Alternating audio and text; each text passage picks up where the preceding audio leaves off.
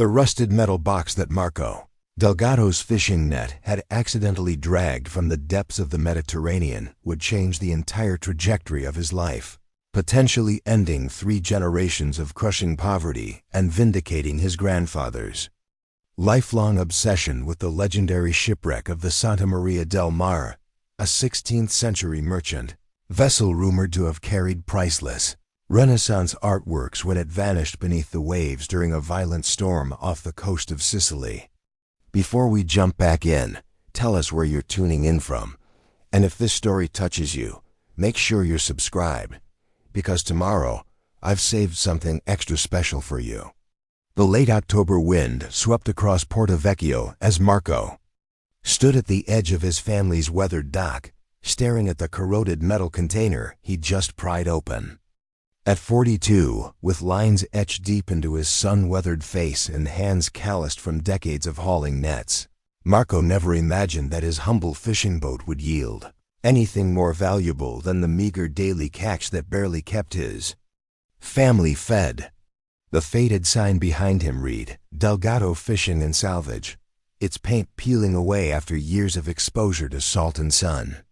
What had once been a modestly successful family fishing operation was now barely surviving, with creditors circling like hungry sharks. Marco had exactly 72 hours to produce 145,000 euros in overdue loan payments, or Mediterranean Coastal Bank would seize everything: the boat, the small processing facility, and most devastatingly, the tiny cottage that housed not just his family, but the decades of research his grandfather had meticulously compiled about the mysterious wreck of the Santa Maria del Mare. "Papa, the bank called again," said Sofia, Marco's 16-year-old daughter, approaching with a steaming cup of coffee. The teenager's determined expression mirrored her father's resilience, a trait inherited through generations of Delgado fishermen who had faced the sea's harsh realities. Her dark hair was pulled back in a practical braid, and her eyes showed a maturity beyond her years, the kind that comes from watching your family struggle against relentless odds. "They want to know if we're still planning to contest the foreclosure, or if they should proceed with the paperwork," she continued, her voice steady despite the weight of their circumstances. Marco wrapped his work-roughened hands around the warm mug, grateful for the small comfort. The coffee was cheap the good. Imported beans had become an unaffordable luxury months ago. "What did you tell them?" he asked, his voice hoarse from calling to his crew over the winds all morning. "The same thing Nonno Paolo would have said," Sofia replied with a slight smile that painfully reminded Marco of his grandfather. "That Delgados don't abandon family legacies just because bankers think they're worthless." The harbor around them told the story of their decline. Where once the Delgado family had operated a small but respectable fishing business, employing several local men and supplying fresh seafood to restaurants along the coast, now only Marco remained with his aging boat, the Paolo D, named after his grandfather who had founded the business nearly 70 years ago. The dock that had once accommodated 3 fishing vessels now supported only the Paolo D, a 38-foot trawler that had seen far better days. The small processing facility where catches had once been cleaned, sorted, and packed for distribution to local markets now stood largely empty, equipment gathering dust from disuse. Marco had never planned to be a fisherman. With a degree in art history from the University of Palermo and an internship at the prestigious Galleria Regionale della Sicilia, he had been building a promising career in museum curation. His specialty was Renaissance art, particularly the works of Italian masters who had defined an era of artistic revolution. He'd published several well-received papers on the spread of Renaissance techniques through Sicily and southern Italy. Preparing and narrating this story took us a lot of time, so if you are enjoying it, subscribe to our channel. It means a lot to us. Now back to the story. But life had charted a different course. His wife Carmela's unexpected diagnosis of multiple sclerosis 7 years ago had drained their savings with medical treatments not covered by insurance. Then his father Gianni's fatal heart attack 3 years back had forced Marco to abandon his museum position and return to Porto Vecchio to take over the family business while caring for both his ailing wife and their daughter. The transition had been brutal. Marco's academic background in art history had provided no preparation for running a commercial fishing operation in an industry that had changed dramatically since his father's day. Large corporate fishing fleets with industrial-scale equipment had depleted local fishing grounds. Environmental regulations had tightened, limiting where and when small operators could fish. Fuel costs had skyrocketed, and market prices for their catch had stagnated. The kind of steady wholesale contracts that had sustained Delgado Fishing for decades had largely moved to larger operations with more consistent supply capabilities. Marco had been forced to sell 2 of their 3 boats just to keep the Paolo operational. "There's something else, Papa," Sophia said, hesitating in the way teenagers do when they're about to reveal something significant. "I found another box of Nano Paolo's research in the storage shed. There are photographs in there, underwater photographs that look recent." Marco's pulse quickened. His grandfather, Polo Delgado, had passed away just 6 months ago at the age of 94, taking with him a lifetime of stories about the Santa Maria del Mare and the priceless cargo it had carried. For over 60 years, Polo had insisted that the ship's disappearance in March 1527 wasn't the tragic accident that history recorded, but something more deliberate and far more valuable. "Show me," Marco said, following his daughter toward the small shed that had become a repository for his grandfather's obsession. The small processing facility occupied the main floor of their waterfront property, a modest structure built in 1953 by Polo himself, designed with the simple functionality of a working fisherman's needs. Concrete floors allowed for easy cleaning, while large bay doors permitted equipment to move easily between the facility and the dock. Now it served primarily as storage for equipment they could no longer afford to maintain, and more importantly, as the home for Paolo Delgado's extensive collection of historical documents, photographs, and artifacts related to the Santa Maria del Mare. Every wall was covered with maritime charts, historical photographs, and newspaper clippings. Glass display cases salvaged from a closed local museum held artifacts from various small wrecks the family had encountered over decades of fishing the same waters. But one entire section was dedicated exclusively to the Santa Maria del Mare and the mysterious circumstances of her disappearance nearly 5 centuries ago. Sophia led her father to a workbench where she'd spread out the contents of the newly discovered box. Among the yellowed newspaper clippings and handwritten notes were several underwater photographs that made Marco's breath catch in his throat. These weren't the grainy historical images he'd expected, but crisp, modern photographs taken with professional underwater camera equipment. "Nano took these himself?" Marco asked, studying the images of what appeared to be a large wooden hull resting on the seabed. The photograph showed remarkable detail, wooden planking still visible beneath marine growth, the distinctive curved lines of a 16th century merchant vessel, even what looked like intact cargo areas.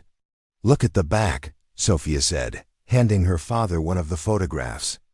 In his grandfather's distinctive handwriting, Santa Maria del Mare, coordinate grid A7J12, 73 meters, September 2019. They were all wrong about where she went down. Not off Cape Passero, but here, exactly where the harbor master's log said she'd be. Marco stared at the photograph, his art historian's training automatically analyzing the vessel's construction and condition. The hull appeared remarkably well preserved, which made sense in the relatively warm, saline Mediterranean waters at that depth. The distinctive construction methods matched historical descriptions of the Santa Maria del Mare. He picked up another photograph, this one showing what appeared to be the vessel's stern section. Barely visible through the marine growth was lettering that could spell Maria. "Sophia," he said slowly, his voice barely above a whisper, "if your great-grandfather actually found the Santa Maria del Mare, and if his theories about what happened to the Medici art collection are even partially correct. "We could save the business," Sofia finished, her young voice carrying a hope that Marco was afraid to feel, "and prove that 3 generations of people calling Nonno Paolo crazy were completely wrong." Marco moved to examine the wall display dedicated to the Santa Maria del Mare's history. Paolo had assembled a comprehensive timeline of the vessel's service record from her construction in 1518 at the Venetian shipyard to her final documented voyage in March 1527. The ship had been part of a small merchant fleet operating between major Mediterranean ports, carrying valuable cargo and occasionally important passengers between Italy, Spain, and North Africa. According to official records, the Santa Maria del Mare had departed Florence on March 8, 1527, bound for Palermo with a cargo manifest listing textiles, glassware, and various trade goods. She was last seen by the harbor master at Messina, and when she failed to arrive at her destination, search vessels found only scattered wreckage near Cape Passero. But Paolo's research told a different story. He had spent decades collecting eyewitness accounts, ship logs from other vessels, and weather records from that fateful march. His conclusion: the Santa Maria del Mare's wreckage had been deliberately planted, and the ship itself had been sailed to a remote location and scuttled as part of an elaborate scheme to protect priceless artwork from invading forces. "Look at this," Marco said, pointing to a framed letter dated April 12, 1527. It was a reproduction of correspondence between a Medici banker and a Sicilian nobleman, discussing the unfortunate loss of items of cultural significance that had been entrusted to Captain Lorenzo Farnese of the Santa Maria del Mare. The carefully coded language suggested something far more valuable than routine trade goods. The financial crisis that threatened to destroy their family legacy had a specific deadline: Monday morning at 9 a.m., when Mediterranean coastal banks foreclosure proceedings would begin. Marco had received the final notice 4 days ago, delivered by a courier who'd apologized profusely for bringing such bad news. The bank had been patient, probably more patient than they should have been given the Delgado family's long history in the community. But patience had limits, and 145,000 euros in overdue payments had exceeded those limits. The debt was a crushing combination of factors. Carmela's medical treatments had cost over 60,000 euros, beyond what their insurance covered. The business itself owed 52,000 euros in equipment, loans for nets and a new engine they'd purchased just before the fishing stocks had declined dramatically. Property taxes on their small but valuable waterfront location had accumulated to 18,000 euros, and the remaining 15,000 euros came from the funeral expenses for his father and various operational costs. Marco had put on credit cards just to keep the business running. Marco had tried everything.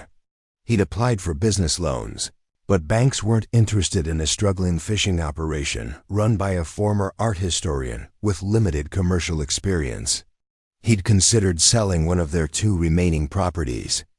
But the real estate market in Porto Vecchio was depressed, and any sale would take months they didn't have. He'd even swallowed his pride and approached his former museum colleagues about returning to his curator position, only to learn that budget cuts had eliminated several positions, including the one he had once held. "Papa," Sofia said softly, studying her father's expression. "What if Nonno Paolo was right? What if the Santa Maria del Mare really is down there? And what if it really does contain what he always believed it did?" Marco picked up his grandfather's research journal, a thick leather-bound volume that Paolo had filled with meticulous notes over 6 decades of investigation. The pages contained ship manifests, insurance records, passenger lists, and most intriguingly, excerpts from what Paolo claimed was a secret manifest of the Santa Maria del Mare's true cargo. "According to this," Marco said, reading from the journal, "the Santa Maria del Mare wasn't just a merchant vessel. In early 1527, With Rome about to fall to Charles V's forces, Pope Clement VII, who was born Giulio de' Medici, secretly arranged for several priceless artworks from the Medici collection to be transported to Sicily for safekeeping. Paolo's research suggested that the ship had been carrying at least 3 paintings by Leonardo da Vinci, along with works by Michelangelo, Raphael, and other Renaissance masters' artworks that had mysteriously disappeared from historical record just before the sack of Rome in May 1527. The implications were staggering. If Paolo's theories were correct, the Santa Maria del Mare hadn't been carrying textiles and glassware when she disappeared. She'd been carrying some of the most significant artistic treasures of the Renaissance, paintings that would be worth over 500 million euros in today's art market. But even if the theory was correct, Marco faced enormous practical challenges. Maritime salvage law was complex, especially for historically significant wrecks in international waters. He would need permits, archaeological oversight, and significant financial resources for any recovery operation. Most daunting of all, he would need to convince authorities that his grandfather's 60-year obsession had been based on facts, rather than fantasy. As the harbor lights began to twinkle in the gathering dusk, Marco felt the weight of decision pressing down on him. He could sign the foreclosure papers and walk away, preserving what little remained of their savings and starting over somewhere else. Sofia was bright and adaptable. She would thrive wherever they went, though leaving Carmela's doctors and support system would create new challenges. Or he could bet everything on his grandfather's theories, using the underwater photographs as evidence to file salvage claims and seek investors for a recovery operation. It was a desperate gamble that could either vindicate Paolo Delgado's life's work or complete the destruction of everything the family had built over 3 generations. "What are you thinking, Papa?" Sofia asked, watching her father's face carefully. Marco looked around the processing facility that had defined his family's identity for nearly 70 years, the nets that had been mended by 3 generations of Delgado fishermen, the charts that had guided them safely through the temperamental Mediterranean waters, the photographs of successful catches that had built their reputation for quality and reliability. "I'm thinking," Marco said slowly, "that your great-grandfather spent 60 years of his life researching this mystery for a reason. And I'm thinking that maybe it's time to find out if he was as crazy as everyone thought, or as brilliant as he always claimed to be." Outside, the wind picked up across Porto Vecchio, sending waves against the pilings of their dock. Somewhere beneath the dark waters of the Mediterranean, the Santa Maria del Mare waited with her secrets. If Paolo Delgado had been right, those secrets could save his family from financial ruin. If not, Monday morning would mark the end of the Delgado family's connection to these waters that had defined them for 3 generations. The race to uncover the truth about the Santa Maria del Mare and the 500 million euros in Renaissance masterpieces that might have gone down with her was about to begin. But first, Marco would need to convince himself that he had the courage to risk everything on a dead man's obsession with a ghost ship that might not even exist. The next morning dawned clear and bright, with sunlight dancing across the waters of Porto Vecchio. Marco had barely slept, his mind churning through possibilities and impossibilities in equal measure. He found himself standing in the same spot where his grandfather Paolo had spent countless hours studying the wall of evidence that had consumed the final decades of his life. Marco's phone buzzed with a text from Mediterranean Coastal Bank. "Final reminder, foreclosure proceedings begin Monday 9 a.m. unless full payment received. Please contact our office to discuss options." He deleted the message without responding. There were no options left to discuss. "You're up early," Sofia said, appearing in the doorway with 2 cups of coffee and a plate of toast. At 16, she had inherited the Delgado family's early rising habits, along with their stubborn determination.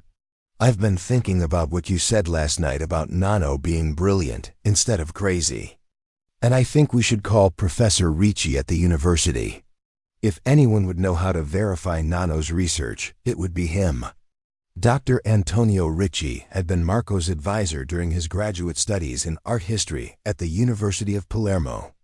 A respected expert in Renaissance art with connections throughout Europe's museum community, he had initially encouraged Marco's academic career before personal circumstances forced his return to Porto Vecchio.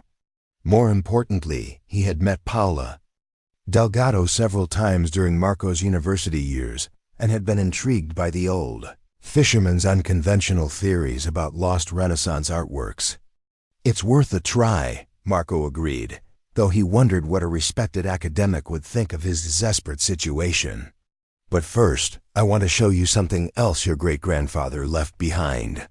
He led Sophia to a locked cabinet in the corner of the shed. Inside were dozens of folders, each meticulously labeled with dates, ship names, and locations. But the thickest folder was marked Medici Family, Art Provenance Records. Nano Paolo didn't just research the Santa Maria del Mare, Marco explained, opening the folder to reveal a comprehensive catalog of artworks.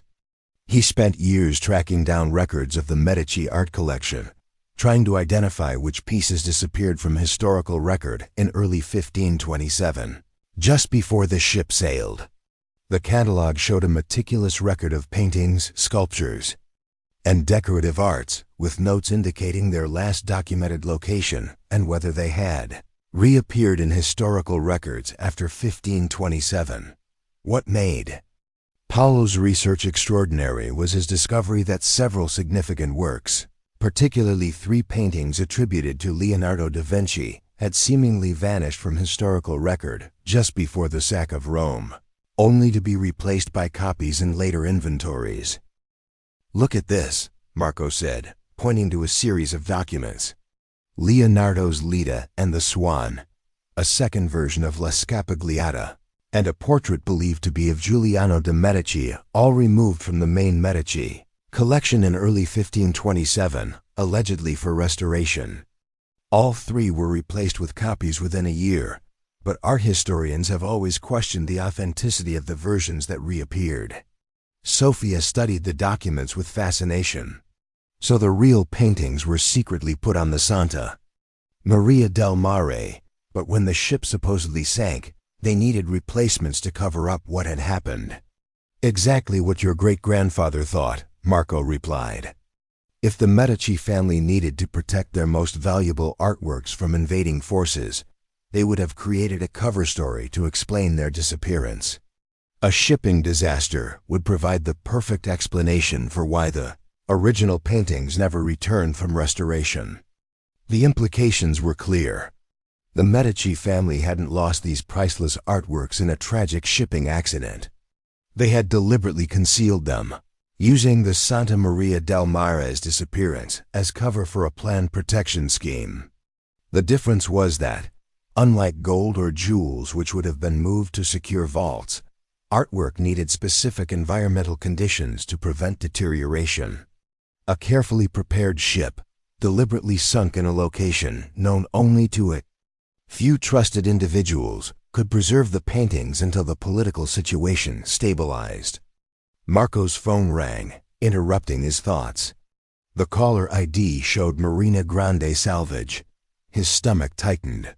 Marina Grande was one of the largest commercial diving operations in Sicily, with multi-million euro contracts and state-of-the-art equipment. How had they learned about his grandfather's research? "Signor Delgado," a professional but urgent voice said when Marco answered. "This is Alessandro Conti from Marina Grande Salvage in Palermo. I understand you might have information about a wreck site that could be of mutual interest." Marco felt a chill that had nothing to do with the morning air. "I'm not sure what you're referring to," he said carefully. "The Santa Maria del Mare, Signor Delgado. Word gets around in our industry. If you've located Lorenzo Farnese's lost merchant vessel, Marina Grande would be very interested in partnering with your operation. We have the resources and legal expertise to handle a recovery of that magnitude." Marco felt his heart rate increasing. I haven't confirmed the location of any wreck, Signor Conti. Of course not, Conti replied smoothly. But if you should happen to file any salvage claims or permits, please consider that Marina Grande has successfully recovered over 30 vessels from Mediterranean waters. We know how to handle both the technical challenges and the legal complexities of historic wrecks. After ending the call, Marco stared at his phone with growing concern. If Marina Grande Salvage already knew about his potential interest in the Santa Maria del Mare, how many other companies might be watching his family's situation? Papa, you look worried, Sophia observed. What did they want? To steal our discovery before we've even made it, Marco replied grimly. Which means we need to move faster than I'd hoped. The call to Professor Antonio Ricci that morning marked a turning point in Marco Delgado's desperate quest to save his family's legacy. The respected art historian answered his office phone on the third ring, his familiar voice bringing back memories of Marco's graduate school days, when art history had seemed like a logical career path rather than an abandoned dream. Marco, it's been too long. I was deeply sorry to hear about Paolo's passing. He was a remarkable man with an incredible passion for maritime history. Thank you, Professor. Actually, I'm calling about his research. I've discovered some underwater photographs that might validate his theories about the Santa Maria del Mare. There was a pause. You found photographic evidence of the wreck? Potentially. Nonno Paolo apparently located the vessel in 2019, but he never shared the discovery publicly. I'm hoping you might help me evaluate what we found. Send me the images immediately, Ricci said, his academic excitement overriding any questions about Marco's circumstances. If Paolo actually found Farnese's vessel, it would be one of the most significant archaeological discoveries in decades. Marco spent the next hour scanning his grandfather's photographs and documents, sending them electronically to Professor Ricci while explaining the financial pressure he faced. By late afternoon, Ricci called back with news that was both encouraging and alarming. Marco, those photographs are remarkable. The vessel's construction details match everything we know about early 16th century Venetian shipbuilding, and the size specifications align perfectly with the Santa Maria del Mare's documented dimensions. But there's something else you need to know. What? I've received 4 calls today from art dealers and maritime salvage companies asking about my current research projects. Someone is spreading word about your potential discovery, and it's attracting attention from some very well-funded operators. Marco's heart sank. How is that possible? We haven't filed any claims or contacted any authorities. Information travels fast in the archaeological community. A single phone call to the wrong person, a conversation overheard at a cafe, an insurance inquiry, any of those could have triggered interest. Marco, if you're serious about pursuing this discovery, you need legal protection immediately. File salvage claims before someone else does, and document everything thoroughly. I can provide academic validation for your grandfather's research, but you'll need experienced maritime attorneys and proper funding for any recovery operation. After ending the call, Marco felt the weight of time pressure intensifying. He had originally thought he might have weeks to plan and prepare. Now it seemed he had days or even hours before larger companies moved to claim his family's discovery. We need help, he told Sophia. Professional help, and we need it fast. Marco's salvation came from an unexpected source. Lucia Esposito was a maritime attorney based in Palermo who specialized in Mediterranean salvage law. Marco had met her briefly at a cultural heritage conference 6 years earlier, back when such conferences were part of his academic life rather than desperate research missions. I remember you, Esposito said when Marco called her office. You presented that fascinating paper on the influence of Arab techniques on Sicilian Renaissance painting. What can I do for you? Marco explained his situation as concisely as possible. The financial crisis, his grandfather's research, the underwater photographs, and the growing interest from commercial salvage companies. You need immediate legal protection, Esposito said without hesitation. Can you be in my office tomorrow morning with all your documentation? I'll clear my schedule. I don't know if I can afford. Marco, stop. If your grandfather really found the Santa Maria del Mare, and if there's any truth to the Medici art collection theories, this case could rewrite Renaissance art history. I'll work on contingency. We'll sort out fees after we determine what you've actually discovered. The drive to Palermo took Marco and Sofia through some of the most beautiful countryside in Sicily, but Marco was too anxious to appreciate the rolling hills dotted with olive groves and the dramatic coastline that had inspired artists for centuries. He kept checking his rearview mirror, half expecting to see commercial salvage vehicles following them. Lucia Esposito's office occupied the second floor of a restored 18th century building in Palermo's historic center. The space balanced professional functionality with historical character, exposed stone walls and vaulted ceilings, complemented by modern furniture and state-of-the-art technology. Let me see what you've brought, Esposito said after welcoming them into her conference room.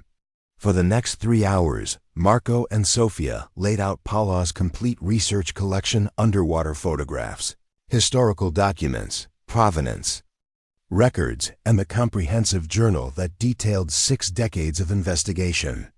Esposito reviewed everything with the methodical precision of someone accustomed to building legal cases from complex evidence. Your grandfather's research is extraordinary, she said finally. By late afternoon, they had completed the preliminary paperwork. Marco's official salvage claim for the Santa Maria del Mare was filed with both Italian cultural heritage authorities and the International Maritime Salvage Registry. He now had legal protection for his discovery, but also a ticking clock. He had 6 months to demonstrate progress toward an actual recovery operation or risk losing his exclusive rights. What happens next? Sofia asked as they prepared to leave Esposito's office. Now we plan an expedition, Marco replied, though he had no idea how to fund such an operation. And we pray that Nonno Paolo was right about everything. The drive back to Porto Vecchio gave Marco time to reflect on what he was risking. Delgado Fishing and Salvage hadn't just been a business. It had been the foundation of his family's identity. For 3 generations, his grandfather Paolo had started the company in 1953 after years of fishing for larger operations, using his knowledge of local waters to establish a small but successful fishing enterprise in Porto Vecchio. Paolo's success had been built on reliability and expertise. In an era when small-scale fishing was increasingly threatened by industrial operations, Delgado Fishing had earned a reputation for providing the freshest catch with sustainable methods. They had supplied restaurants and markets throughout the region, building relationships with chefs, shopkeepers, and local families who valued quality over quantity. Marco's father Gianni had inherited the business in 1985 and maintained its reputation through the 1990s and early 2000s. He had invested in better equipment, expanded their market reach, and diversified into tourism by offering fishing excursions during the summer months. At its peak, Delgado Fishing had employed 5 people and operated 3 vessels, generating enough revenue to support not just the Delgado family, but several other families in the Porto Vecchio community. But the industry had changed dramatically. In the past 2 decades, environmental regulations had increased costs and complexity. Large-scale commercial fishing had depleted stocks throughout the Mediterranean. Most significantly, changing consumer habits and the rise of supermarket chains had reduced demand for premium local seafood. Gianni had tried to adapt, but his traditional approach to business, built on personal relationships and word-of-mouth reputation, couldn't compete with corporate marketing and economies of scale. When the 2008 financial crisis hit, many small fishing operations had failed entirely. Delgado Fishing had survived, but barely. Marco's inheritance had been a business on life support, outdated equipment, declining revenues, and mounting debts that Johnny had hidden from his family rather than admit his struggles. His father's sudden death had revealed the true extent of their financial problems, forcing Marco to choose between abandoning his academic career or watching his family's legacy disappear entirely. "Do you ever regret giving up your museum job?" Sofia asked as they neared Porto Vecchio. Marco considered the question carefully. "I regret the circumstances that forced the choice. But I don't regret trying to save what Nonno Paolo and your grandfather built. Some things are worth fighting for, even when the odds are terrible. Like Nonno Paolo's theories about the Santa Maria del Mare?" "Especially like that," Marco replied. "Your great-grandfather spent 60 years researching something that everyone else dismissed as fantasy. If he was right, if the Santa Maria del Mare really contains lost masterpieces of Renaissance art, then his work could save our business and vindicate decades of ridicule." As they pulled into their driveway, Marco noticed an expensive sedan parked across the street with 2 occupants who appeared to be watching their property. When he slowed down to get a better look, the vehicle immediately started and drove away. "Papa, who were those people?" Sofia asked. "I don't know," Marco replied, though he had growing suspicions. "I think we need to be more careful about who we trust and what information we share." That evening, as he and Sofia prepared a simple dinner in their small kitchen, Marco found himself thinking about the generations of Delgado, men who had maintained their family's connection to the Mediterranean. His great-grandfather had been a fisherman in Spain who had moved to Sicily seeking better opportunities. His grandfather had built their business from nothing, working 16-hour days to establish Delgado Fishing. His father had maintained that legacy through increasingly difficult economic conditions. Now it was Marco's turn to fight for the family legacy. But his battle was different from theirs. He wasn't just trying to maintain a business. He was betting everything on a discovery that might not exist or might contain nothing of value. He was pursuing a treasure that might be nothing more than an old man's elaborate fantasy. "Whatever happens," he told Sofia as they sat down to their modest meal, "I want you to know that your great-grandfather was an extraordinary man who never stopped believing in the truth. If we lose everything trying to prove his theories, at least we'll lose it honorably." "We're not going to lose everything, Papa," Sofia replied with the confidence of youth. Nonno Paolo spent 60 years preparing for this moment. He knew we'd need his research someday, and he made sure we'd have everything necessary to find the Santa Maria del Mare. Outside their windows, the Mediterranean stretched endlessly toward the horizon, dark waters hiding secrets that had remained buried for nearly 5 centuries. Somewhere beneath those waves, if Paolo Delgado had been correct, lay the answers to questions that could transform their understanding of Renaissance art history and save the Delgado family from financial ruin. But first, Marco would need to find the courage to risk everything on a dead man's obsession with a ghost ship that might contain the greatest artistic treasures of the Renaissance, or might contain nothing more than the dreams of a brilliant man who had spent his final decades chasing shadows beneath the waves.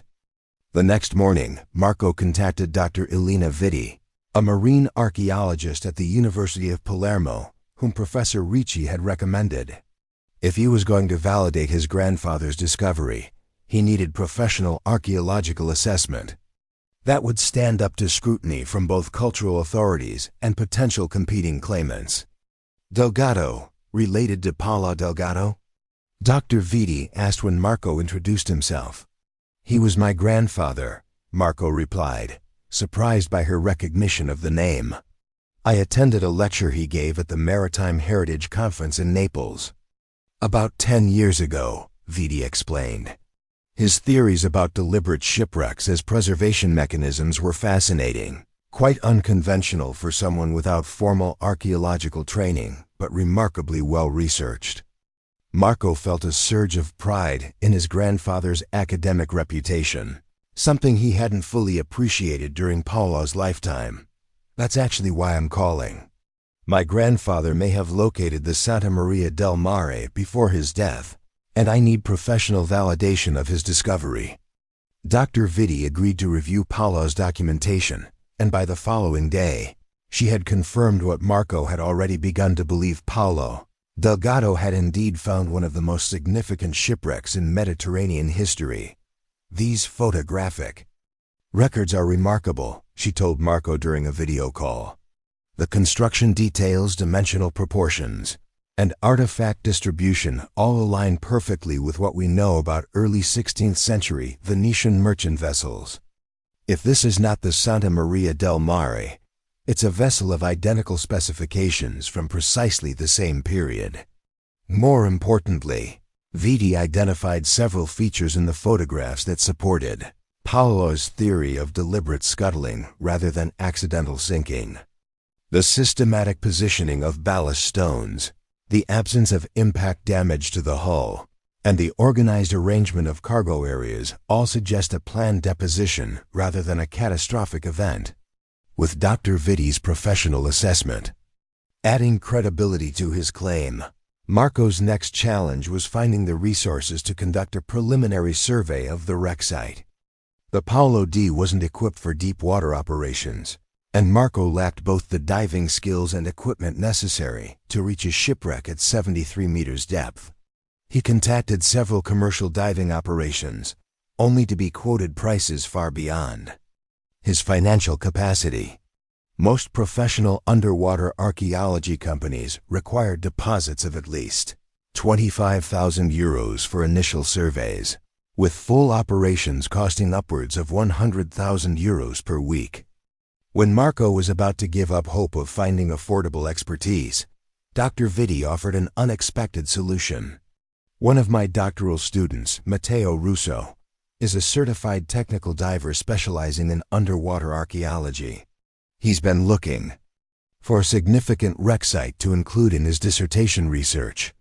If you're willing to allow him academic access to the discovery in exchange for his technical expertise, it could be a mutually beneficial arrangement." Matteo Russo proved to be exactly what Marco needed, a 29-year-old marine archaeology student with extensive technical diving experience and boundless enthusiasm for historical discoveries. He arrived in Porto Vecchio the following day, driving a van loaded with diving equipment that represented the cutting edge of underwater archaeological technology. "Signor Delgado, Dr. Vitti told me about your grandfather's discovery," Matteo said during their first meeting. "If this really is the Santa Maria del Mare, it would be the most significant Renaissance-era wreck found in the central Mediterranean in decades." Marco studied the young man carefully. His diving certifications were current and impressive. His equipment was professional grade, and his academic credentials from the University of Palermo's prestigious maritime archaeology program were impeccable. "Matteo, I need absolute confidentiality about this project," Marco said. "If word spreads before we're ready, it could attract unwanted attention from commercial salvage companies." "I understand completely," Matteo assured him. "Historical wrecks deserve proper archaeological treatment, not commercial exploitation. My interest is purely academic. Documenting this discovery properly would form the cornerstone of my doctoral research, while ensuring your family's discovery receives the scholarly recognition it deserves." Marco decided to trust him with the full scope of his grandfather's research. He showed Matteo the underwater photographs, GPS coordinates, and Paolo's extensive documentation about the Medici art collection that may have been aboard the vessel. "These photos are extraordinary," Matteo said, studying the images carefully. "The preservation level suggests minimal disturbance over centuries. If this vessel is really carrying Renaissance masterpieces that were sealed in appropriate containers before deliberate sinking, we could potentially recover artworks in remarkable condition." "Can you dive to 73 meters safely?" Marco asked. "Absolutely. I'm certified for technical mixed gas diving to 100 meters, and I've conducted archaeological documentation at similar depths." My equipment includes rebrothers that allow for extended bottom time and high-resolution underwater imaging systems specifically designed for archaeological documentation. When could you conduct a preliminary survey? Weather permitting, I could be ready in 3 days. I'll need to prepare my equipment, arrange for proper gas mixes, and develop a detailed dive plan based on these coordinates and photographs. For the first time since discovering his grandfather's photographs, Marco felt a genuine sense of hope. With Matteo's expertise and Dr. Vitti's academic supervision, he might actually be able to validate Paolo's discovery before commercial interests could intervene. That afternoon, Marco received an unexpected visitor. A sleek Mercedes pulled up to the Delgado property, and a well-dressed man in his 50s emerged, surveying the modest fishing operation with the calculated gaze of someone accustomed to assessing financial value. Marco Delgado? The man asked, extending his hand. Vittorio Conti, CEO of Mediterranean Development Group. I understand you might be interested in discussing the future of your property. Marco shook his hand cautiously. I wasn't aware my property was on the market, Signor Conti. Conti smiled smoothly. Everything has a price, Signor Delgado, and I believe in being direct. My company is prepared to offer you 850,000 euros for your waterfront property and business assets. It's considerably above market value for a struggling operation in this economic climate. The offer was staggering, nearly 6 times what the property might reasonably fetch in the current market, and far more than enough to clear their debts and provide financial security for years to come. The question was why a development company would make such a generous offer for a failing fishing business on a small harbor. What would Mediterranean Development Group want with a small fishing operation? Marco asked, studying Conti's expression. We're developing a series of boutique resorts along Sicily's less commercialized coastline, Conti replied. This location has precisely the authentic character and natural beauty our clients appreciate. We would transform the property while preserving its historical connection to local maritime traditions. What kind of development? Sophia asked, having emerged from the house to listen to the conversation. Her young voice carried skepticism that Marco felt proud to hear. An exclusive hospitality experience with private boat access, Conti replied smoothly. High-end accommodations that would attract discerning travelers who appreciate both luxury amenities and authentic cultural immersion. The kind of development that brings jobs and economic revitalization to traditional communities. Marco studied Conti's face, searching for the real motivation behind his generous offer.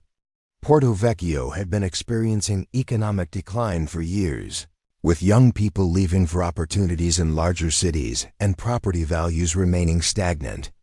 Why would a savvy businessman pay premium prices for property in a struggling community? Signor Conti, I appreciate your offer, but my answer is no. This property represents 3 generations of my family's work. It's not just real estate to U.S. Conti's practiced smile flickered slightly. Marco, I understand sentiment, but sentiment doesn't pay bank loans. You're facing financial ruin in less than 48 hours. My offer could give you and your daughter security and a fresh start. We're exploring alternatives, Marco replied, though he wondered how much truth that statement contained. Alternatives? Conti's tone sharpened. What alternatives? You've exhausted every traditional financing option. The bank has made their position clear. Unless you've discovered buried treasure somewhere, I don't see how you can possibly raise 145,000 euros in 2 days. Marco felt a chill at his choice of words. Buried treasure was an oddly specific phrase for someone discussing routine real estate transactions. Signor Conti, he said carefully, how exactly did you learn about our financial situation? Bank. Information is supposed to be confidential. Small town, Marco, people talk. When a respected family business faces foreclosure, word spreads quickly. But something in his eyes suggested more specific knowledge than casual gossip would provide. "Papa," Sophia said quietly, "didn't we file those legal papers yesterday?" Marco's blood ran cold. If Conti knew about their salvage claim filing, it would explain his urgency and inflated offer. Real estate developers didn't typically pursue distressed properties with such aggressive generosity unless they knew something valuable that others didn't.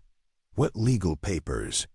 Conti asked, his casual tone not quite masking sudden interest. "Nothing that would affect a property sale," Marco replied evasively. Conti studied his face intently. "Marco, I hope you're not chasing some fantasy about underwater treasure hunting.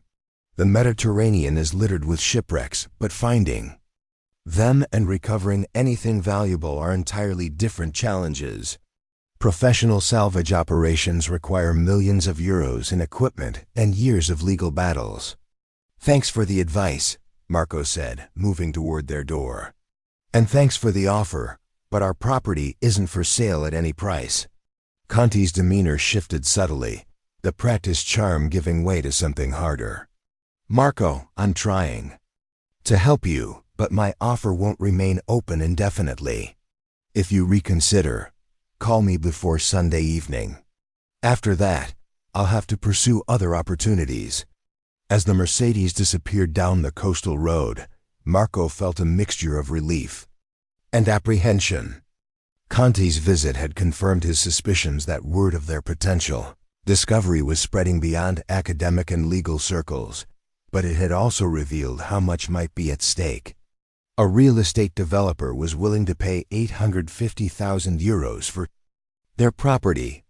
What might the Santa Maria del Mare actually be worth if it contained what Paolo had believed? "Papa, that man was creepy," Sophia said bluntly. "And how did he know about buried treasure?" "That's way too specific to be coincidence." "I agree. Which means we need to be very careful about who we trust and what information we share." Marco unlocked the shed door, grateful to be back in the familiar space surrounded by his grandfather's research. "It also means we're running out of time faster than I hoped." The shed's phone rang as Marco and Sophia were reviewing the legal documents Lucia Esposito had filed that afternoon. The caller ID showed University of Palermo, and Marco recognized Professor Ricci's direct office number. "Marco, I have news." "That's both exciting and troubling," Ricci said without preamble. "I've completed my analysis of your grandfather's photographs and documentation. The evidence is compelling enough that I'm prepared to provide written academic validation for your salvage claim. Several key Renaissance art scholars I've consulted confidentially, of course, agree that Paolo's theory about the Medici artworks is not only plausible but likely correct." "That's wonderful, Professor. What's the troubling part?" "I've received calls from 5 different art dealers and maritime salvage companies this afternoon, all asking about current research projects involving Renaissance shipwrecks. 3 specifically mentioned the Santa Maria del Mare by name." Marco's stomach dropped. "How is that possible? We only filed preliminary paperwork yesterday." "Information travels fast in our community, Marco. The art world is small, and when potential discoveries worth hundreds of millions are involved, people pay close attention to even the faintest rumors. But there's something else you should know." Ricci paused, and Marco could hear papers rustling in the background. "I've been researching the Medici family records independently, using university resources. Your grandfather's provenance work was remarkably accurate, but he missed something significant about those 3 Leonardo paintings." "What about them?" "They weren't just valuable artworks, they were politically explosive. My research suggests that Leonardo's portrait, believed to be of Giuliano de' Medici, actually contained encoded details about Medici banking operations that financed both sides of conflicts between France and the Holy Roman Empire. If that painting had been discovered in 1527 during the sack of Rome, it could have implicated Pope Clement VII in what amounted to treason against Charles V." Marco felt the implications sinking in. So hiding these artworks wasn't just about preserving cultural treasures, it was about concealing evidence that could have destroyed the Medici family politically. Exactly. And here's where it gets even more interesting. Several major European banking families, who still wield considerable influence today, can trace their wealth directly back to these secretive financial arrangements. If your grandfather was right about what's contained in the Santa Maria del Mare, it could expose financial secrets that powerful people have kept buried for 5 centuries. After ending the call, Marco stared at his grandfather's research wall with new understanding. Paolo hadn't just been chasing lost artworks. He had unknowingly been pursuing evidence of Renaissance-era financial conspiracies that might still have relevance today. The stakes were even higher than he had imagined. "We need to secure your great-grandfather's research immediately," Marco told Sofia. "Everything important gets digitized and stored in multiple locations tonight." As darkness fell over Porto Vecchio, Marco worked frantically to photograph and scan Paolo's complete research collection. The growing sense that others were watching their property made every sound seem threatening, and he found himself repeatedly checking that the doors were locked while transferring files to secure cloud storage accounts. The battle for the Santa Maria del Mare had escalated from family financial crisis to something far more complex in less than 48 hours. Marco was beginning to understand why his grandfather had kept his discovery secret. Some truths were too valuable and too dangerous for ordinary people to pursue safely. Early the next morning, Matteo Russo arrived with his technical diving equipment, ready to conduct a preliminary survey of the wreck site. The weather was perfect. Calm seas and clear skies provided ideal conditions for the challenging dive. "We'll need to leave by 5:30 a.m. to reach the site coordinates at optimal time," Matteo explained as he loaded his specialized gear onto the Paolo D. "The depth requires careful planning. I'll have approximately 25 minutes of bottom time before beginning decompression procedures." Marco had spent the night preparing the aging fishing vessel for a mission far different from its usual work. He had cleared the deck to accommodate Matteo's equipment, ensured the navigation systems were functioning correctly, and prepared the small crane that normally handled fishing nets to deploy and retrieve Matteo's underwater imaging devices. They departed Porto Vecchio in the gray pre-dawn light, with Sofia manning the navigation system while Marco piloted the vessel. The GPS coordinates from Paula's notes led them approximately 18 kilometers offshore, to an area featuring an underwater ridge system that ran roughly parallel to the Sicilian coast. "Your grandfather chose this location brilliantly," Matteo observed as they approached the dive site. "These ridges create natural protection from bottom currents that would otherwise accelerate deterioration. It's exactly where someone with maritime knowledge would deliberately place a vessel if they wanted it preserved long term." As Marco brought the Paolo D to position above the coordinates, he felt a profound connection to his grandfather, as if the old man were standing beside him, nodding in approval as his theories were finally being tested. Matteo began his methodical preparation process, checking and rechecking his technical diving equipment. His primary system included a closed-circuit rebreather that would maximize his limited bottom time, specialized mixed gases for the depth, and redundant safety systems to mitigate the considerable risks of diving to 73 meters. "I'll deploy 2 remote imaging systems before I descend," Matteo explained as he prepared the equipment. "They'll provide broader context footage while I focus on specific areas of interest. The highest priority is confirming the vessel's identity through any visible markings or distinctive construction features." As Matteo prepared to enter the water, Marco noticed a vessel appearing on the horizon, moving in their direction at considerable speed. "Sofia, check that boat through the binoculars," he said quietly, trying not to alarm Matteo, who was now focused entirely on his final equipment checks. Sofia's face tightened as she lowered the binoculars. "It's a big salvage vessel, Papa. commercial grade with diving platforms, and it's heading straight for us. Marco made a quick decision. Matteo, we need to accelerate the schedule. Can you begin your dive immediately? The young archaeologist looked up from his equipment, noticed the approaching vessel, and nodded grimly. I'm ready. Deploy the imaging systems while I descend, and I'll work as efficiently as possible. Within minutes, Matteo had entered the water and begun his descent to the wreck site, 73 meters below. Marco quickly deployed the remote imaging systems, which would transmit real-time video to monitors on the Paolo D, providing crucial documentation. Regardless of what happened with the approaching vessel, the commercial salvage boat, now clearly identifiable as belonging to Marina Grande, reached them just as the remote imaging systems began transmitting their first images of the seafloor.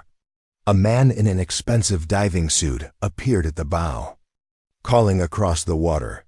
Delgado, this is Conti from Marina Grande. You're operating in our survey area.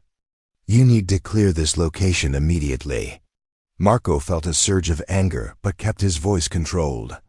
This location is covered by our registered salvage claim, Conti. We have legal priority here. Your amateur claim won't stand against our prior discovery documentation, Conti shouted back. Marina Grande has been surveying this area since 2020. We're prepared to demonstrate prior discovery rights with extensive documentation. Marco realized with growing alarm that they were claiming to have discovered the wreck before Paolo's documented find of blatant fabrication that would nevertheless require lengthy legal proceedings to disprove. Meanwhile, the monitors on the Paolo D were now showing remarkable images, the unmistakable outline of a 16th century merchant vessel emerging from the gloom of the Mediterranean depths. Papa, look, Sophia whispered urgently, pointing to the clearest monitor. The remote camera had settled near what appeared to be the stern of the vessel, where ornate carvings were still visible despite centuries underwater. Even more incredibly, the name Santa Maria del Mare could be clearly distinguished, carved into a decorative scroll pattern exactly as described in historical records.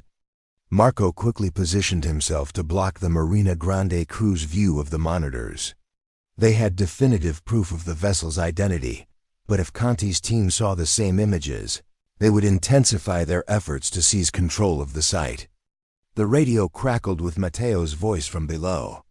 Marco, I've reached the wreck. It's incredible. Preservation is remarkable. I'm seeing intact cargo areas with sealed containers. The construction matches 16th century Venetian design exactly. I'm moving toward the captain's quarters now. Marco acknowledged briefly, conscious that the Marina Grande crew might be monitoring the same frequency. The commercial vessel had now positioned itself just 50 meters away, and Marco could see their team preparing diving equipment, clearly intending to send their own divers down regardless of legal boundaries. Marco, I've found something extraordinary, Matteo's excited voice came through again. There's a hidden compartment beneath the captain's quarters. It contains what appear to be specially designed art storage containers, wooden cases sealed with pitch and lead, exactly the kind used to transport valuable paintings in the Renaissance period. Based on the markings, they appear to be diplomatic cargo under Medici seal. Marco's heart raced. His grandfather had been right, not just about finding the vessel, but about its secret cargo as well. The monitors showed Matteo carefully documenting the storage containers with his underwater camera, providing crucial evidence for their salvage claim. Matteo, we have a situation on the surface, Marco radioed. Marina Grande is here and preparing to send divers down. Complete your documentation of the art containers and begin your ascent. We have enough evidence to secure our claim, understood. I need about 5 more minutes to document these containers properly. There are 3 large cases with Medici seals and smaller cases with what appears to be diplomatic markings from the Papal States. The Marina Grande vessel was now launching a small boat toward the Paolo di Marco recognized, Conti himself among the 4 men aboard. all wearing expressions that suggested they weren't coming for a friendly discussion. "Sophia, take these memory cards and secure them in the hidden compartment," Marco said quickly, removing the recording devices from the monitoring systems. "Then send the coordinates and confirmation photos to Professor Ricci and Dr. Vitti using the satellite phone. Make sure the timestamps are visible." As Sophia hurried to secure their evidence, Marco prepared to confront Conti and his team. The small boat pulled alongside the Paolo D, and Conti stood, his expression hard beneath a veneer of professional courtesy. "Delgado, this situation has a simple solution. Marina Grande is prepared to offer you a 15% share of any recovered artifacts in exchange for your immediate withdrawal from this site, and the transfer of all research materials related to the Santa Maria del Mare." "Not interested," Marco replied firmly. "Our salvage claim has priority, supported by documented discovery evidence, dating to 2019. Your sudden interest in this specific location after we filed our claim is suspicious at best, fraudulent at worst." Conti's facade of professionalism slipped slightly. "You're a former art historian operating a failing fishing business with no access to the resources necessary for a proper recovery operation. Be realistic, Delgado. You need our equipment and expertise." "What I need," Marco countered, "is for you to respect legal salvage boundaries. Our diver is currently documenting the wreck site with proper archaeological protocols. Any interference from your team would constitute a violation of international maritime salvage law." As if on cue, the radio crackled with Matteo's voice. "Marco, I've completed documentation of the primary artifacts. I've found definitive evidence confirming the vessel's identity and cargo. Beginning ascent now." Conti's expression darkened, as he realized they had already secured the evidence needed to validate their claim. "This isn't over, Delgado. Marina Grande has connections throughout the Mediterranean archaeological community. Amateur operations like yours can encounter all sorts of regulatory obstacles." "Are you threatening us?" Sophia asked, having returned to her father's side after securing their evidence. "Simply stating facts," Conti replied smoothly. "Salvage operations require permits, approvals, and ongoing relationships with multiple regulatory bodies. It would be unfortunate if your project encountered unexpected difficulties." The implied threat hung in the air as Conti's boat returned to the Marina Grande vessel. Within minutes, the larger ship had powered up and begun moving away, not admitting defeat. Marco knew, but regrouping for their next approach. For the next 40 minutes, Marco and Sophia monitored Matteo's careful ascent, which included multiple decompression stops to prevent the dangerous condition known as the bends. When he finally surfaced, his face showed a mixture of exhaustion and exhilaration. "It's everything your grandfather claimed and more," Matteo said as they helped him aboard. "The Santa Maria del Mare is in remarkable condition. The art storage containers are intact and sealed, designed specifically for long-term preservation. Based on the Medici seals and diplomatic markings, there's no question this was a deliberate protection operation, not a shipping accident." As they secured his equipment and began the journey back to Porto Vecchio, Matteo reviewed the images he had captured. The high-resolution photographs and video provided clear documentation of not just the ship's identity, but the specialized cargo it contained. "Look at this," he said, pointing to images of one of the sealed containers. "These markings indicate diplomatic protection under papal authority. This wasn't just a merchant vessel. It was carrying officially protected cultural property, which strengthens our legal position enormously." Another image showed the distinctive Medici family emblem on a lead seal that had remained intact for nearly 5 centuries, preserved by the unique conditions of the Mediterranean at that depth. "Your grandfather was absolutely correct in his theories," Matteo continued. "This vessel was deliberately prepared for sinking. The cargo areas were specially reinforced. The art containers were sealed with materials designed for underwater preservation, and the ship was carefully positioned on that ridge system to minimize deterioration. As the Paolo D approached Porto Vecchio, Marco's satellite phone rang with a call from Lucia Esposito. "Marco, we have a situation. Marina Grande has filed a competing salvage claim. Based on alleged surveys conducted in 2020, they're seeking an emergency injunction to prevent your team from accessing the site while their claim is reviewed." "They're lying," Marco replied. "They only appeared at the site after we began our survey this morning. We have video evidence of their arrival. That's excellent. Document everything. I'm filing our counter-response immediately, including Professor Ricci's academic validation and the evidence you sent from this morning's dive.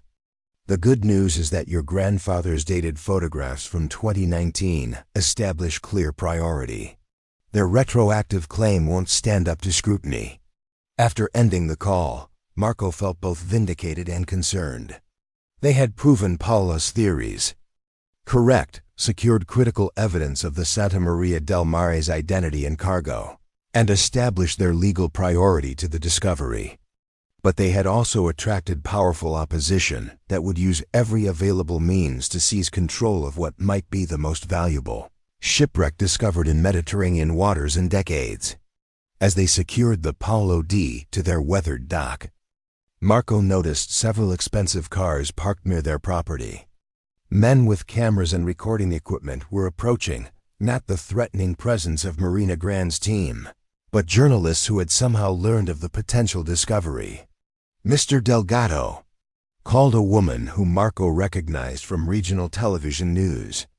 "We've received reports that you've discovered the Santa Maria del Mare with its cargo of Renaissance masterpieces. Can you confirm these reports?" Marco exchanged a glance with Sofia, who nodded slightly. With commercial interests already making competing claims, public disclosure might actually provide some protection. "We can confirm that we have located and documented a 16th century merchant vessel at coordinates discovered by my grandfather, Paolo Delgado," Marco stated carefully. "Initial evidence strongly suggests this is indeed the Santa Maria del Mare, which disappeared in 1527. We have filed appropriate salvage claims and are working with academic and cultural authorities to ensure proper archaeological protocols are followed." "Is it true the vessel contains lost paintings by Leonardo da Vinci worth over 500 million euros? Asked another reporter. "Our survey has documented sealed art containers bearing Medici family seals," Marco replied, avoiding specific claims about content or value. "The historical record suggests these containers may hold significant Renaissance artworks that were being transported to Sicily for safekeeping ahead of the sack of Rome. Until these containers are properly recovered and examined by experts, we cannot speculate about specific contents." As journalists continued shouting questions, Marco's phone rang again. The caller ID displayed Italian Ministry of Cultural Heritage. "Senor Delgado, this is Director Isabella Moretti from the Ministry's Underwater Cultural Heritage Division. We've been informed of your discovery and have reviewed your preliminary documentation. This find appears to be of exceptional national significance. I'm calling to inform you that the Ministry is dispatching a team to Porto Vecchio immediately to assist with proper archaeological recovery operations." Marco felt simultaneous relief and concern. Government involvement would provide crucial resources and protection against commercial competitors like Marina Grande. But it might also lead to bureaucratic delays and potential limitations on recovery rights. "We welcome the Ministry's involvement, Director Moretti," Marco replied.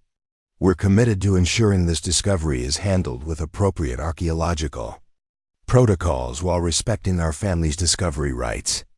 "Your rights as discoverers will be fully respected," Moretti assured him.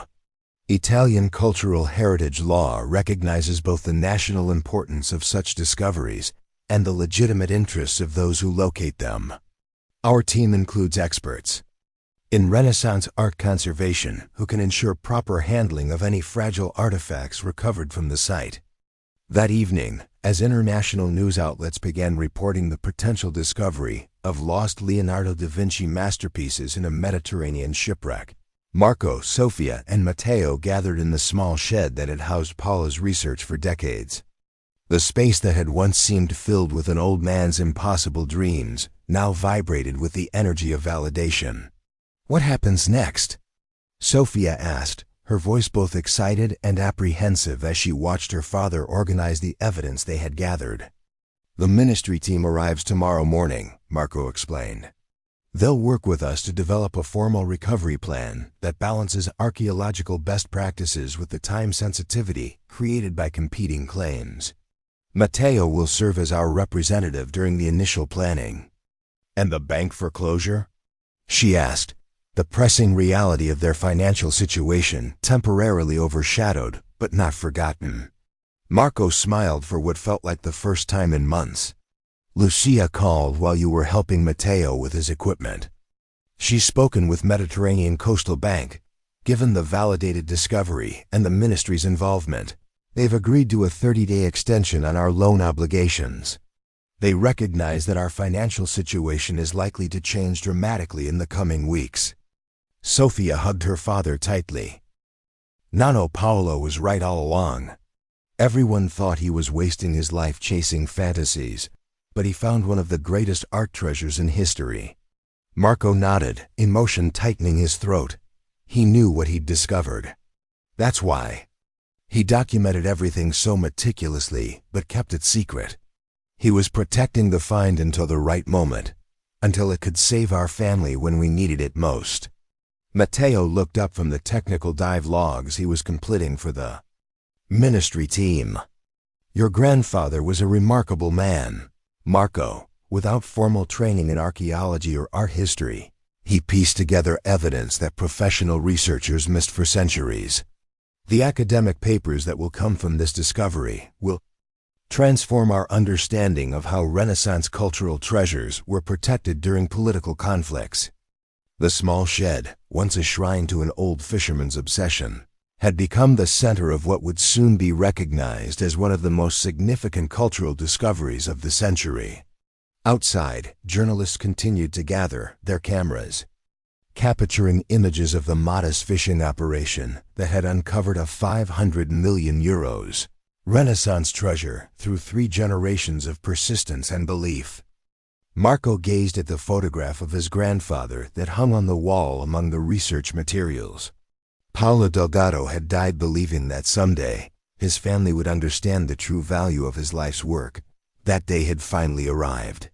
"Tomorrow," Marco said, "we begin writing the final chapter of a story that started 5 centuries ago, when the Medici family decided to save their greatest artistic treasures from destruction. And we begin a new chapter for our family, one where the Delgado name is associated not just with fishing, but with one of the greatest cultural discoveries in Mediterranean history." Sofia placed her hand on the photograph of her great-grandfather. "Grazie, Nonno," she said softly. "You saved us just like you always said you would." Dawn broke over Porto Vecchio with a brilliance that seemed to herald the extraordinary day ahead. Marco stood on his family's dock, watching as an impressive convoy of vehicles bearing the Italian Ministry of Cultural Heritage insignia wound their way down the narrow coastal road toward the Delgado property. The modest fishing operation that had struggled in obscurity for decades was now the epicenter of what international media were already calling the art discovery of the century. The previous night had passed in a whirlwind of activity. After the news broke about the potential discovery of lost Leonardo Vinci masterpieces, the Delgado phone had rung constantly with calls from journalists, art historians, museum directors, and even several representatives from the world's most prestigious auction houses. Marco had instructed Sofia to direct all inquiries to Lucia Esposito, who was now coordinating the legal and media aspects of their discovery. "It's like watching a dream materialize," Sofia said, joining her father on the dock. She handed him a cup of coffee, the good imported kind they normally couldn't afford, brought as a gift by one of the local reporters. "I still can't believe this is happening to us." Marco smiled at his daughter, noting how she stood taller. Today, her posture reflecting a newfound confidence that had replaced the worried tension of recent months. Your great-grandfather always said that persistence reveals truth eventually. He just didn't know how dramatically that truth would transform our lives. The ministry's convoy arrived at the Delgado property with precision that reflected the significance of the mission. Director Isabella Moretti emerged from the lead vehicle, a striking woman in her 50s, whose elegant appearance belied the fact that she was one of Europe's most respected underwater archaeologists before assuming her current administrative position. Signor Delgado, she greeted Marco with genuine warmth. It's an honor to meet the grandson of Paulo Delgado. Your grandfather's research was years ahead of its time. He identified patterns in historical records that our professional archaeologists missed entirely. The team Moretti had assembled represented the elite of Italy's cultural heritage specialists, underwater archaeologists, Renaissance art conservators, technical diving experts, and specialized equipment operators. Within an hour, they had transformed the modest Delgado processing facility into a sophisticated command center with computer systems, mapping technology, and conservation equipment, ready for the recovery operation. Our priority is creating a comprehensive recovery plan that balances archaeological best practices with the urgency created by competing claims, Moretti explained as her team organized their equipment. Normally, a discovery of this magnitude would involve months of preliminary survey work before any artifacts were disturbed. However, the ministry recognizes the unique circumstances here. Those unique circumstances became clearer when Lucia Esposito arrived with disturbing news. Marina Grande has escalated their competing claim, she told Marco privately. They've hired one of Italy's most aggressive maritime law firms and are seeking an emergency hearing with the International Maritime Salvage Tribunal in Hamburg. Their legal team is flying there this afternoon. On what grounds? Marco asked.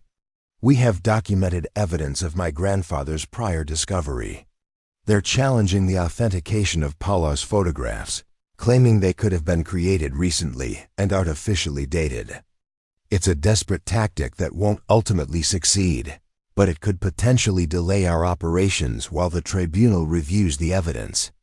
Director Moretti joined their conversation, her expression serious. This is precisely why we must accelerate our recovery timeline. The ministry has authorized an emergency extraction of key diagnostic artifacts that will definitively establish the vessel's identity and cultural significance. Once those artifacts are in ministry custody, competing commercial claims become much more difficult to pursue.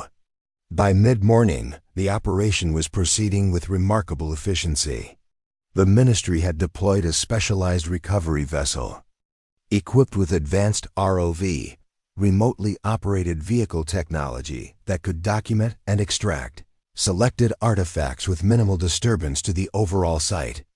Matteo Russo had been invited to join the ministry's dive team, providing continuity with the initial discovery while gaining invaluable professional experience. Marco, you should come aboard the recovery vessel, Moretti suggested. As the recognized discoverer, your presence during the initial recovery adds important legal validation to the process. Your daughter is welcome as well. It seems fitting that 3 generations of Delgados should be part of this historic moment. The ministry's recovery vessel, the Artemisia Gentileschi, was a marvel of modern archaeological technology, a 42-meter research ship, specifically designed for underwater cultural heritage operations. As Marco and Sofia boarded, they were escorted to the ship's advanced control room, where multiple screens displayed real-time images from the ROVs, now documenting the wreck site in extraordinary detail. The preliminary scans confirm what your diver reported yesterday, explained Dr. Paula Venturi, the ministry's lead underwater archaeologist. The vessel's preservation is remarkable, and the specialized cargo containers appear intact. We're focusing initial recovery efforts on 3 priorities: the ship's bell, which should bear the vessel's name and date. One of the smaller art containers that shows minimal deterioration, and a section of the captain's log that appears to be preserved in a lead case.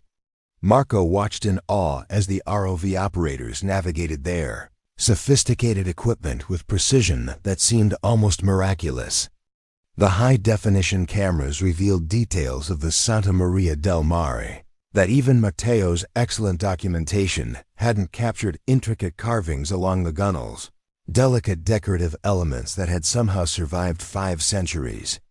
Underwater, and most impressively, the organization of the specialized cargo area that clearly indicated a planned, deliberate arrangement rather than the chaos of an accidental sinking. "There!" exclaimed Dr. Venturi, pointing to one of the screens. The ship's bell, exactly where 16th century Venetian construction practices would position it. The ROV's mechanical arm gently cleared away marine growth from the bronze bell, revealing ornate lettering that confirmed beyond any doubt: Santa Maria del Mare, Venezia, 1,518 inches, along with the shipbuilder's mark of the renowned Venetian arsenale. A cheer erupted in the control room as the ROV carefully detached the bell from its mounting and secured it in a specialized recovery container. The first definitive artifact from the legendary lost vessel was now being brought to the surface, validating 3 generations of Delgado family belief in Paolo's theories. "We're moving to the art containers now," Dr. Venturi announced. "Based on the visible Medici seals and the specialized construction, we've identified the smallest container as the priority target. Its size and markings are consistent with how smaller portraits would have been transported during this period." Marco felt his heart racing as the ROV approached the carefully arranged cargo hold. The containers visible on the monitors were unlike typical shipping crates. These were specially constructed wooden cases reinforced with lead sheeting and sealed with bitumen, designed specifically for long-term preservation. Most striking were the clear Medici emblems visible on the lead seals that had protected the contents from seawater for nearly 5 centuries.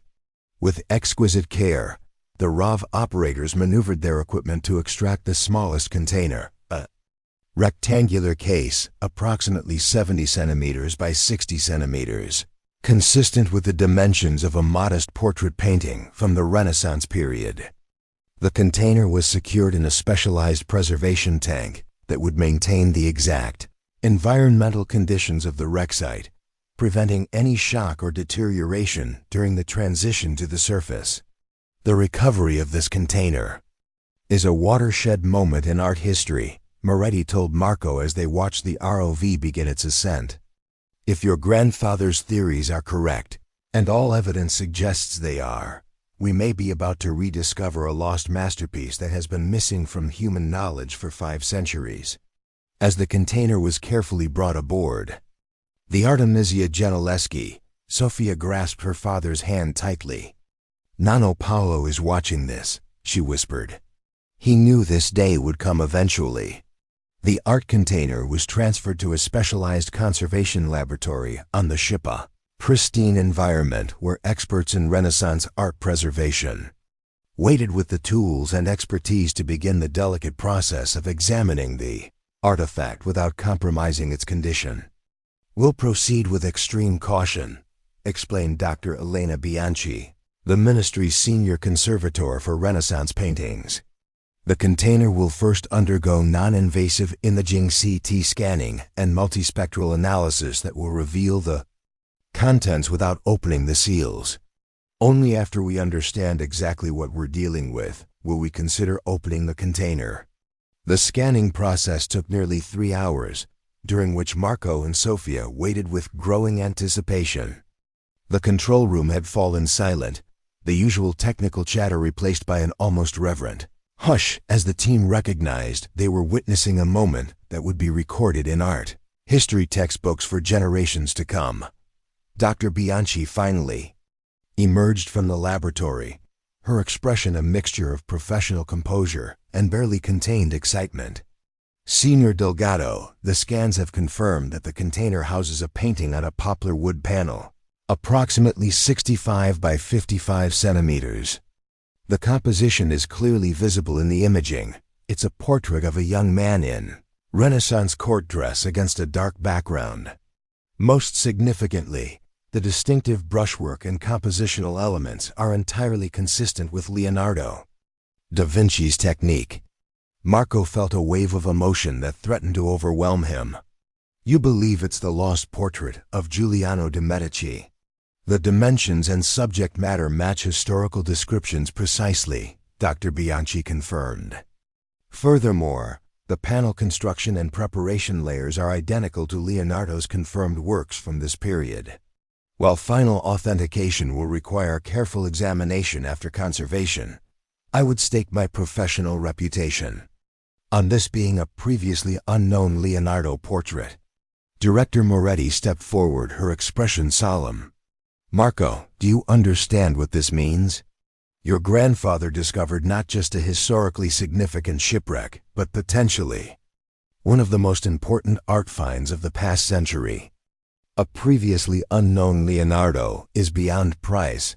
Its cultural and historical value transcends monetary considerations. Within hours, the recovery team had successfully brought 2 more artifacts to the surface. The lid case, containing remarkably preserved logbook pages, and a small bronze chest bearing diplomatic seals of the Papal States. The logbook pages, written in the elegant hand of Captain Lorenzo Farnese, provided the final confirmation of Paola's theories. The entry dated March 15, 1527, read, "By order of His Holiness Pope Clement VII, born Giulio de' Medici, we have prepared the Santa Maria del Mare according to the special instructions provided. The sacred and precious cargo has been secured in the manner specified by the papal engineers. We sail tonight under sealed orders. May God guide our mission of preservation." Subsequent entries detailed the careful journey to the predetermined location and the meticulous preparations for what Captain Farnese called the vessel's sacred rest. The final entry, dated March 28, 1527, stated simply, "All is prepared as instructed.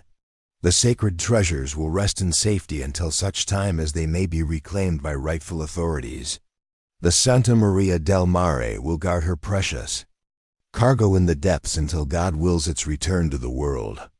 By late afternoon, news of the confirmed Leonardo discovery had spread worldwide. Media helicopters circled above Porto Vecchio. International news crews crowded the small harbor, and art historians from major museums were already arriving in Sicily, hoping to witness what many were calling the archaeological discovery of the century. Marco's phone rang with a call from Lucia Esposito. "Marco, the ministry's confirmation of the Leonardo portrait has transformed our legal position entirely. The International Maritime Salvage Tribunal has issued an emergency ruling granting exclusive recovery rights to the ministry in partnership with you as the recognized discoverer. Marina Grand's competing claim has been dismissed with prejudice." "That's wonderful news," Marco replied, watching as the ministry team carefully transferred the precious artifacts to specialized transport vehicles for the journey to Rome, where they would undergo complete conservation treatment at the Institute for Cultural Heritage Preservation. "It gets better," Lucia continued. "Mediterranean Coastal Bank has withdrawn their foreclosure proceedings entirely. Their CEO personally called to apologize for the misunderstanding and to offer a complete restructuring of your loans on extremely favorable terms. It seems they're eager to be associated with the family that discovered the Leonardo treasure, as the media are now calling it." Marco laughed softly. "Amazing how our creditworthiness improved overnight." "That's just the beginning," Lucia sighed. "I've received preliminary authorization from the ministry regarding the discoverer's compensation rights. Under Italian cultural heritage law, while the artifacts themselves become national treasures, the discoverers are entitled to a significant finder's fee based on assessed cultural value. The initial estimates suggest your family will receive approximately 20 million euros in recognition of Paola's discovery. The figure was staggering far more than Marco had ever imagined possible. It would not only save their home and business, but transform their lives entirely. Yet somehow, the validation of his grandfather's life's work felt even more valuable than the financial reward. As evening settled over Porto Vecchio, the ministry team prepared to depart with their precious cargo. Director Moretti approached. Marco and Sofia, who stood watching the final preparations from their dock. "Your family has given an incomparable gift to world culture," Moretti said warmly.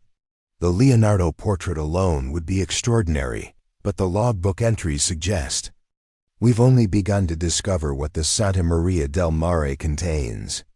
The larger containers likely hold additional masterpieces that have been lost to human knowledge for 5 centuries.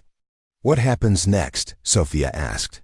"A comprehensive recovery operation will begin immediately," Moretti explained. "The ministry will establish a permanent base here in Porto Vecchio for the duration of the project, likely 2 to 3 years of careful archaeological work. As the recognized discoverers, your family will be integral to the entire process. In fact, we would like to offer you an official position, Marco, as historical consultant to the project. Your background in art history, combined with your grandfather's research, makes you uniquely qualified." Marco felt a surge of emotion at the thought of returning to the academic work he had loved, while still honoring his family's maritime legacy. "I would be honored, Director. And we've spoken with the University of Palermo," Moretti continued, turning to Sofia. "They've expressed interest in offering you early admission to their art history and archaeology program, with a full scholarship. Your role in this discovery has not gone unnoticed, and they believe you show remarkable promise." Sofia's eyes widened with shock and delight. "Really? I could study art history like Papa? You could continue your family's legacy of discovering and preserving our cultural heritage," Moretti smiled. "Perhaps someday you'll lead recovery operations like this one." Later that night, Marco sat with Sofia on their dock, watching the lights of the ministry vessels as they maintained security around the wreck site. The small harbor of Porto Vecchio, once struggling with economic decline, now buzzed with activity as international media, art experts, and curious tourists filled every available accommodation. "I keep thinking about how Nonno Paula spent his whole life being ridiculed for his obsession," Sofia said softly. "Everyone said he was wasting his time chasing fantasies when he should have been focusing on practical matters." Marco nodded, remembering the countless arguments his father and grandfather had engaged in over the resources Paolo had dedicated to his research. He never wavered in his conviction, even when everyone, including his own family, thought he was being foolish. He kept methodically building his case, gathering evidence, connecting historical dots that no one else could see. "He knew the truth would emerge eventually," Sofia said. "He just didn't know it would save our family when we needed it most." Marco put his arm around his daughter's shoulders, gazing out at the Mediterranean waters that had defined their family for generations. "That's the thing about truth, it doesn't operate on our preferred timeline. Your great-grandfather spent 60 years pursuing evidence that others dismissed. He died without seeing his theories validated. But he never lost faith that someday the truth would matter. And it did," Sofia affirmed. "It saved everything we might have lost." The following morning brought another extraordinary development. Dr. Bianchi called from Rome, where the conservation team had begun their detailed examination of the Leonardo portrait. "Marco, we've made an astonishing discovery," she said, her voice vibrating with excitement. "Using specialized imaging techniques, we've detected a hidden compartment built into the frame of the portrait. Inside, we found a small parchment document, written in Leonardo's distinctive mirror script." "What does it say?" Marco asked, holding his breath. "It's a letter from Leonardo to Giuliano de' Medici, explaining that this portrait is one of a set of 7 paintings created for the Medici family between 1513 and 1516. The letter includes a coded inventory describing each painting and their intended arrangement. Marco, if this inventory is accurate, the Santa Maria del Mare contains not just one, but 7 previously unknown Leonardo paintings, a secret commission that has remained completely unknown to art history until now. The implications were staggering. Even a single unknown Leonardo was a once-in-a-century discovery. 7 such works would constitute the most significant art find since the Renaissance itself. Within days, the international art world had converged on Sicily. The ministry established a permanent archaeological base near the Delgado property, complete with conservation facilities, research laboratories, and visitor infrastructure to accommodate the growing public interest in the discovery. The small harbor of Porto Vecchio, once struggling for economic survival, was transformed into a cultural tourism destination virtually overnight. 1 month after the initial discovery, Marco stood in the magnificent conservation laboratory in Rome, watching as experts carefully extracted the second painting from its protective container. The first Leonardo, the portrait of Giuliano de' Medici, had already been stabilized and was undergoing final conservation. Now, with even greater anticipation, the team prepared to reveal another masterpiece that had been hidden from human eyes for nearly 5 centuries.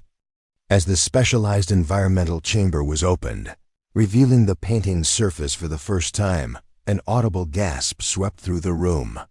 The canvas showed a stunning depiction of Leda with the swan a subject known to have fascinated Leonardo but represented only through copies and preparatory sketches in his known body of work.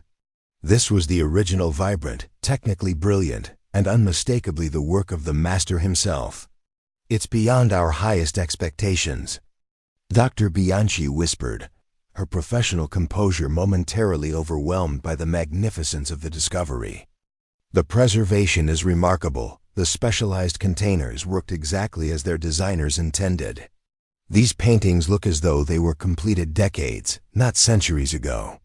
6 months later, as the recovery operation continued with meticulous care, the Leonardo treasure, as it had become known worldwide, had transformed not just the Delgado family, but the entire community of Porto Vecchio. The modest fishing village had become an international cultural destination, with museums, research facilities, and conservation centers established to support the ongoing work. The Delgado Fishing and Salvage business had evolved into the Delgado Maritime Heritage Center, a state-of-the-art facility dedicated to underwater archaeological research and training. Marco served as its director, balancing his official role with the ministry's recovery operation and his academic position at the University of Palermo, where he now lectured on Renaissance art history and maritime archaeology. Sofia had begun her university studies with unprecedented opportunities, already participating in advanced research projects despite her freshman status. Her unique perspective as both a descendant of the discoverer and a student of art history made her insights particularly valuable to the international team of scholars studying the Leonardo works. Most significantly, Paulo Delgado's reputation had been completely transformed.